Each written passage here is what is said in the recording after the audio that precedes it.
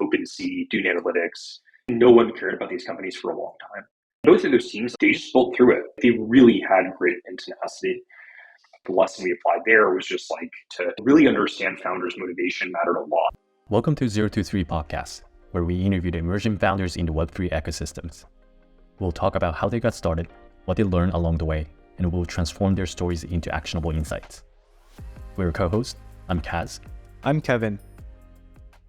Today we are joined by Regan Bozman, co-founder of Lattice Capital, an early-stage crypto VC. He also co-founded Dove Metrics, which was acquired by Massari this past summer. In today's show, Regan tells us the lessons he learned after transitioning from entrepreneur to investor, what he looks for when he invests in Web3 companies, and finally, his tips for founders just getting started in the space.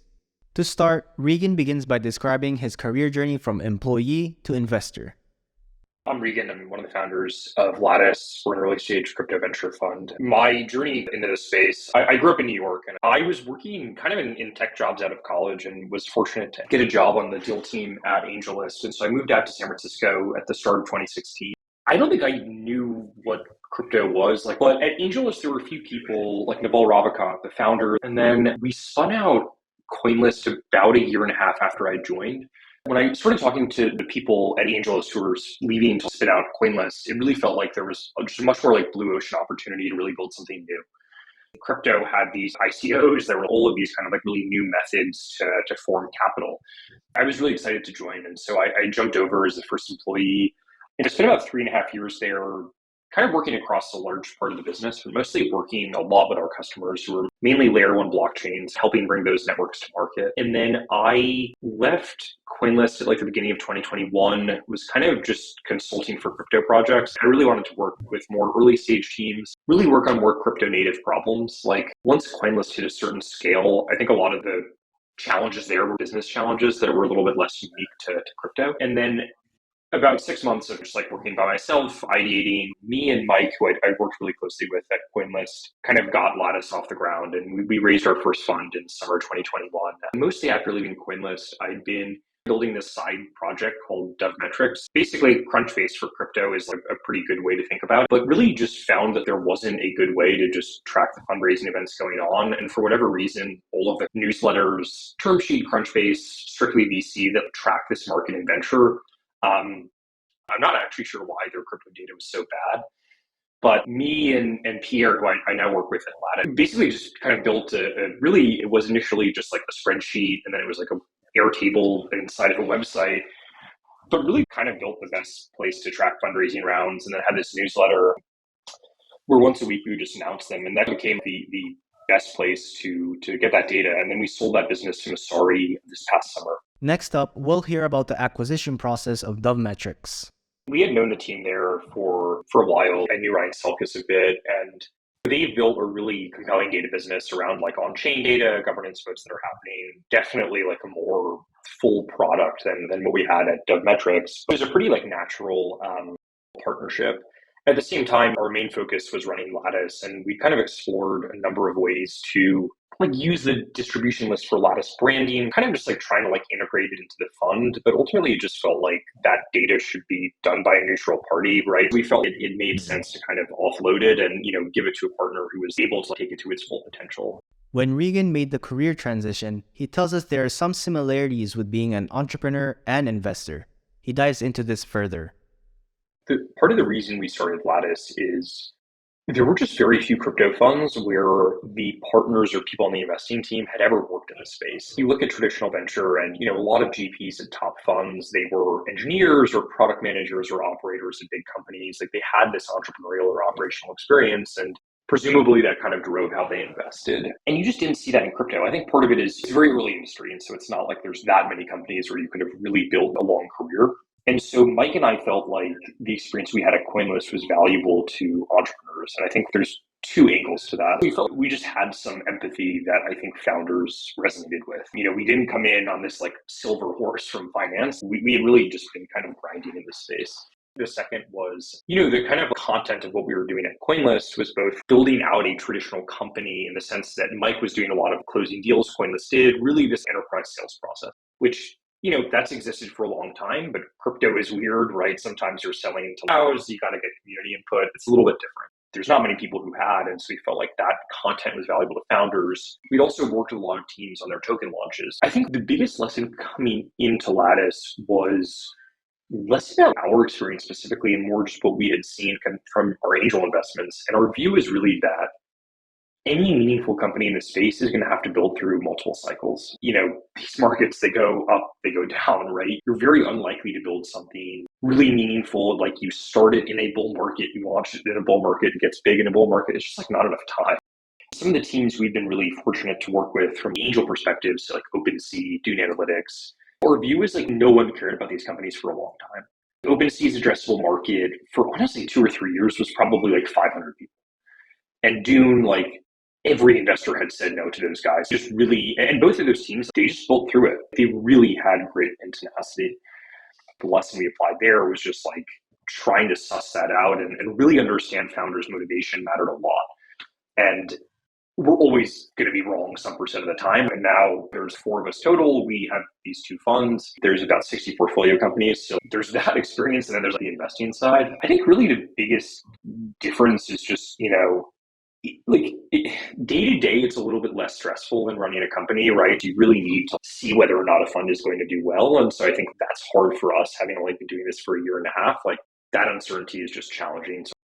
When Regan talks to Web3 companies, here are the qualities he looks out for. 2021, first half of 2022 was kind of crazy, right? It was like this market mania, things are happening really quickly. And we've slowed down a lot over the last 9 months and, just talked a lot internally, like what are the biggest lessons we've taken away from that time? The team component, which I talked about earlier, we still think these things are really important. Understanding people's motivations is really important. And hopefully we've gotten a little bit better at trying to read those signals. The other biggest criteria is our team solving real problems. That sounds really basic, but there's a lot of businesses in crypto that kind of have this attitude to build it and they will come. So that could be L1s, it could be scaling infrastructure, it could be insurance. There's a lot of things that people build without really critically testing the assumptions of, okay, who am I solving this for? And now I think even more than market size, we really just want to understand, okay, you're building this, who are your first 3 customers? And we want to talk to them. And I really want to understand this is a life or death thing for them and they're willing to pay for it. And that's, I think, really the biggest criteria for us. Beyond that, we need to think about, can this be big? Both understanding that there is market demand and that the way the team we're talking to builds really they deeply understand the market they're going after. That is the biggest criteria for us now. Beyond that, there's certain categories we like and we don't like, but I think team and solving a real problem that's the 2 biggest criteria we look for amongst teams. How do investors handle a bear market? Regan tells us what gets the attention during this phase. I tend to find that as a bull market subsides and kind of a bear market and apathy sets in, investors just go back to infrastructure. It's basically, okay, we funded a bunch of products, no one's using them. So maybe we can just tell ourselves the reason people aren't using them is because infrastructure is not good enough. So we're just going to go fund that. And so I think that's where I see a lot of attention today, specifically within infrastructure, scaling solutions, anything around cross-chains. That could be bridging, that could be security, that could be applications built on top of cross-chain bridges. There's a lot of attention there. But I think really infrastructure as the dominant narrative is what we see today. In addition, Regan tells us what founders should keep in mind while building in a bear market.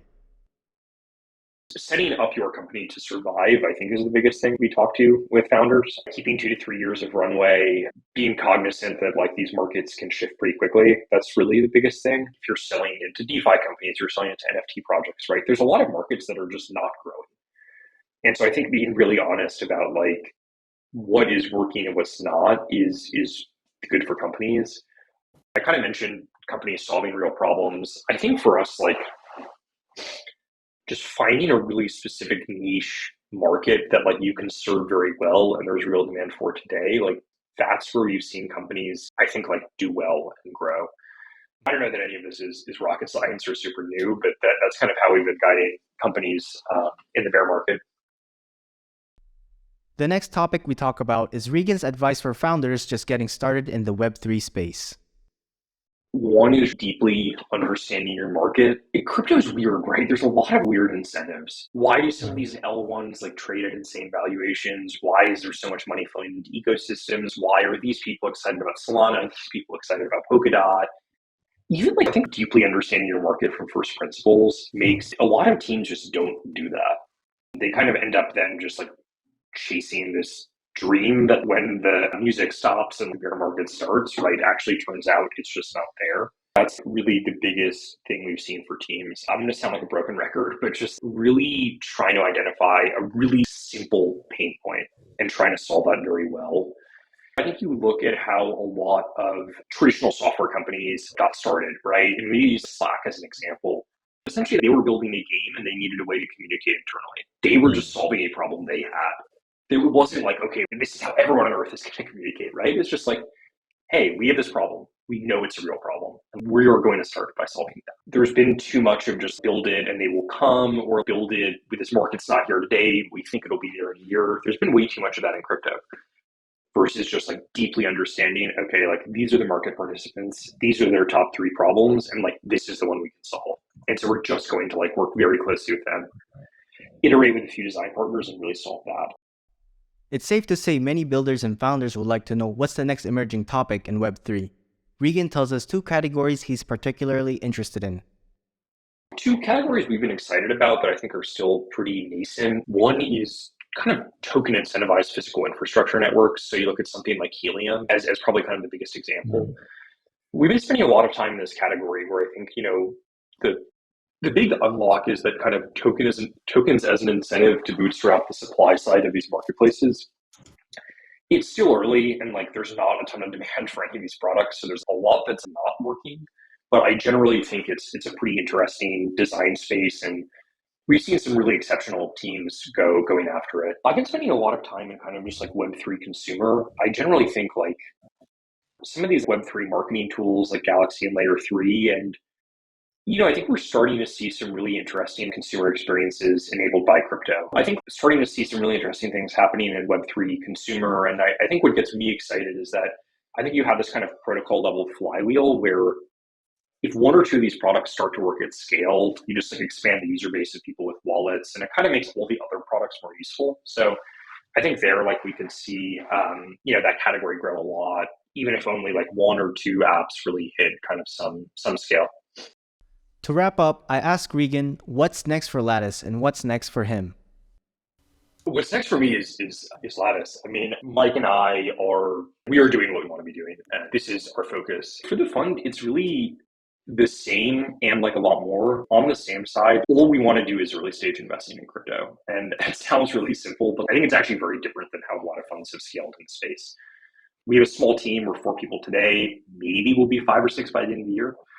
But we just want to keep working with early stage founders and really just build the best practice in the industry around that. We need to do a lot more on like getting the brand and the fund out there. We have a lot of ideas around research and content we want to put out. Like there's a lot we need to do, but it drives back to just getting better at the same mission that we pursue today. If you like this 0 to 3 episode, please leave us a review.